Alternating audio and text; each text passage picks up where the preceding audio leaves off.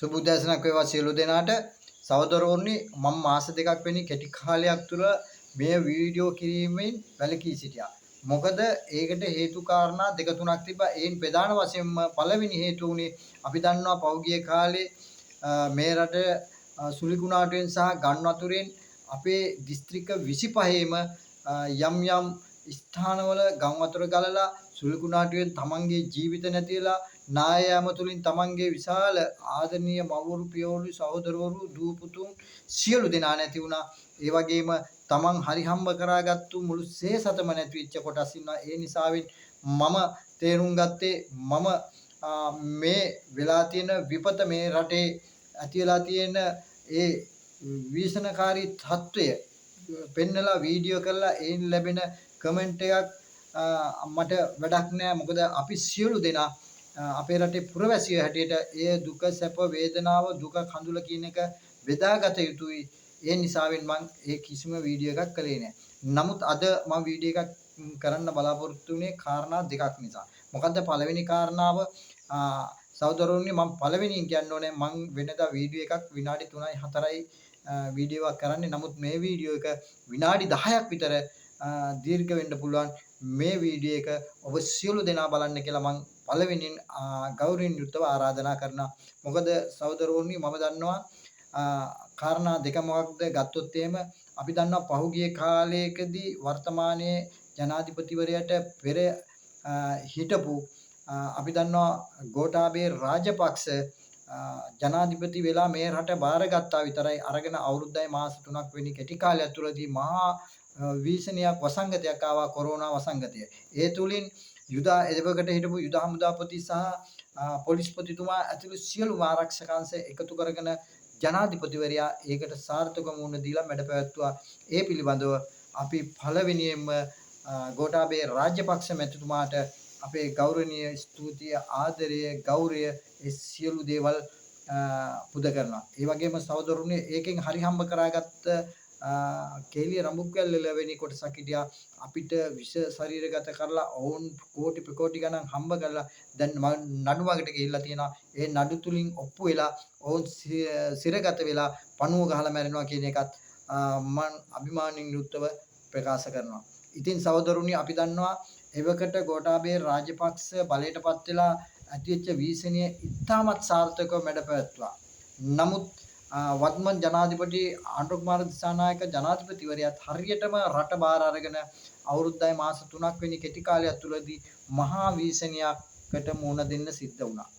මෙන්න මේ දෙකේදී තමා කාරණා දෙක ඇති වෙන්නේ මොකක්ද සහෝදරවරුනි? අපි දන්නවා ගෝඨාභය රාජපක්ෂගේ ඒ වීසණිය නැවත් වීම සඳහා මේ රට වහන්න සිද්ධ වුණා. මේ රටේ අකල්මානියටපත් වුණා. සියලු රාජ්‍ය ආයතන වහන්න පටන් ගත්තා.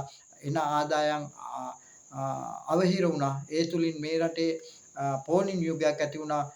පෝලිං යුගයක් නිර්මාණය වුණා. ඒ තුලින් මේ රටේ ජනතාව විඳදරා ගන්න බැරුව ඒ වේදනාව කැරලි කෝලාර මගින් මේ රට ගෝඨාභය රාජපක්ෂ උද්ඝෝෂණය කළා, පන්නන්න පටන් ගත්තා, පැන්නුවා.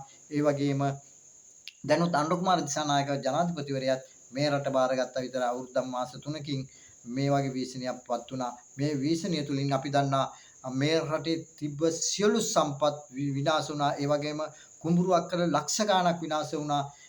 අපි දන්නවා තව මාස 5කින් 6කින් යනකොට මාස 5ක් 6ක් යනකොට මගේ දැනීමේ හැටියට අපේට තියෙන දැනීමේ හැටියට මාස 5ක් 6ක් යනකොට මේ රටේ ඉන්දියාප්ප පිටියකේ ඉඳන් ලුණු කැටේ දක්වා අනිවාර්යෙන් හිග වෙන්න පුළුවන්. ඒ තුලින් සහගින්නක් ඇති වෙන්න මේ රටේ බොහෝ දුරට ඉඩ තියෙනවා. ඒ තුලින් දැන් ආණ්ඩුවට තියෙන්නේ ඒට ප්‍රතිකර්ම කිරීම සහ තමන් සැලසුම් සහගතව විදේශීය රටකින් රටවල් වලින් හරි කමන්නේ මේ රටට බඩු ගෙන්වලා ඒ අවශ්‍ය දේවල් මේ වෙනකොට සංවිධානාත්මක විදියට කටයුතු කිරීම පමණයි. නමුත් බැරි වෙලාවත් එහෙම නොවුනොත් මේ රටේ සහගින්නක් ඇති වුනොත් කිසිම කෙනෙක් කැරලි කෝලාහල වලට උද්ඝෝෂණය කරන්න යන්න එපා කියලා මම ඉල්ලීම කරනවා.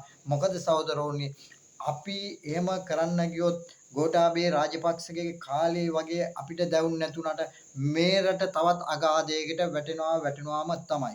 ඒ නිසා මේ වෙනකොටත් යම් යම් පෙරටුගාමී පක්ෂයේ වෙනි විපක්ෂයේ යම් කොටස් අනිකුත් බහුජාතික සමාගම් වල පිටරටින් යැපෙන්නෝ ටික සහ හෙන්චයිලා ටිකක් මේ ආණ්ඩුවට විරුද්ධව සහ මේ වීසනයේ මවාපාමින් මේ අය මේ වැරදි කළා කියලා දැම්මම මේ රටේ පුරවැසියන්ගේ මොළය විස බීජ වලින් පුරවන්න හදනවා. ඒ පුරවන්නේ ඇයි සහෝදරෝනි? ඉදිරියේදී යම් කිසි මේ රටේ සහගින්නක් ඇති වුණොත් ඔවුන් මහපාරට අදාලා මේ ආණ්ඩුව පන්නලා ඔවුන් මේ රට තවත් අගාධයකට අදලා දාන්න තමයි හදන්නේ. එව්වට කිසිසේත්ම රැවටෙන්න එපා, කිසිසේත්ම අහුවෙන්න එපා, කිසිසේත්ම හුමිටි දෙන්න එපා, කිසිසේත්ම මහපාරට යන්න එපා.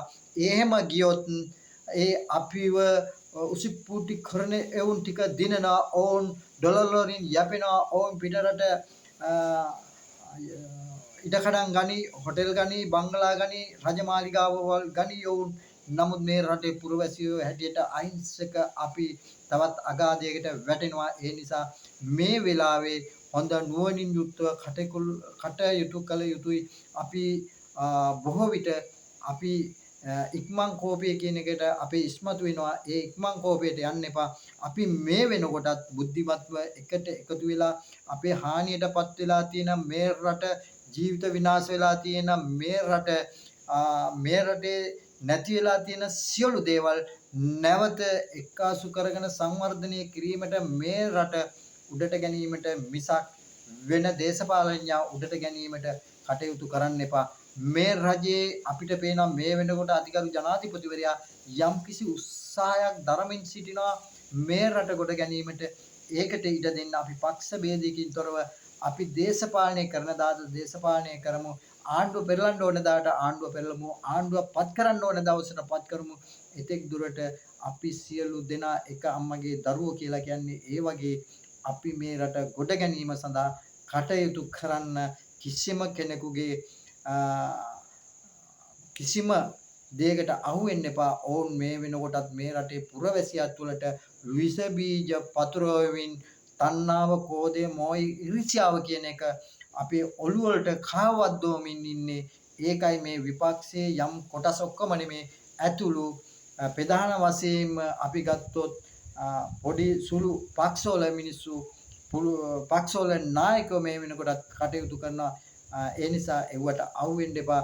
විශාල වශයෙන් මම දැක්ක පෙරටුගාමී සමාජවාදී පක්ෂයේ යම් කණ්ඩායමක් මේ පිළිබඳ මහ ජනතාවට මේ වෙනකොටත් විස ශරීරගත කරමින් ඉන්නවා. ඒකට අහු වෙන්න එපා සහෝදරනි. මම නැවතත් කියනවා මේ රට කොට ගැනීමට, මේ රට වැටිලා තියෙන අගාධයෙන් ඉහළට ඔසවා තැබීමට මේ ආණ්ඩුවට සහයෝගය දක්වන්න, ජනාධිපතිවරයාට සහයෝගය දක්වන්න අපි සියලු දෙනා එකතු වෙලා මේ රට කොට ගමු කියන අදිෂ්ඨානයේ ඔබ සියලු දෙනා සතු පවත්වා ගන්න, සියලු දෙනා තුල බලාපොරොත්තු ඇති කරගන්න, අපිට කරගන්න පුළුවන් මේ රට ගොඩට නගන්න පුළුවන් කියන චේතනාව ඇති කරගන්න ඔබ සියලු දෙනාට ජය.